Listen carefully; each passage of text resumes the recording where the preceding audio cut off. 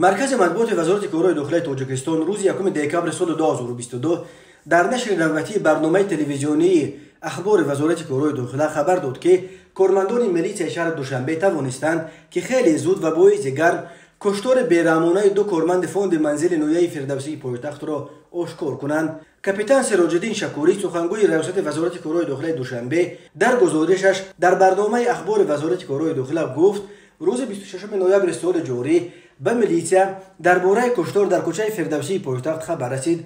کارمندان ملیته به جای حادثه آمده دو جسد را پیدا کردند. هر دو با بیرحمی مخصوص به هلاکت رسانیده شدند. معاین کرده شد که کشته شدگان کارمندان ناظرات منطقوی اداره‌کنی و خدمت رسانی منزل رقم 7 نویه فردوسی می باشند. کارمندان ملیته در یک مدت کوتاه همچون گمانبر در این جنایت مدهش شهروند کریموف عمرعلی رامون علیویچ سال تولد 1983 زاده شهر کولوب را که قبلا هم 2 مرتبه سود شده است دستگیر کردند. بنا به فرضیه کارمندان ملیته کشتار این دو نفر در پی استعمال اسد زیاد مشروبات اسپریتی سر زده است.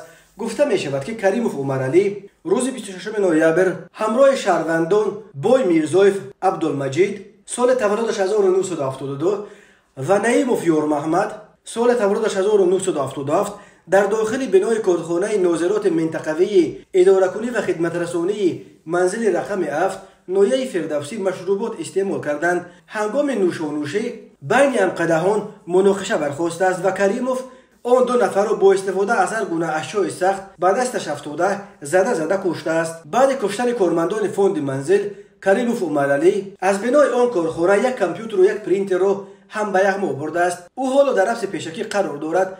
به کریموف عمرعلی برای کشتن 2 نفر تا 25 سال حکم زندان یا حبس عمرباد تهدید میکند.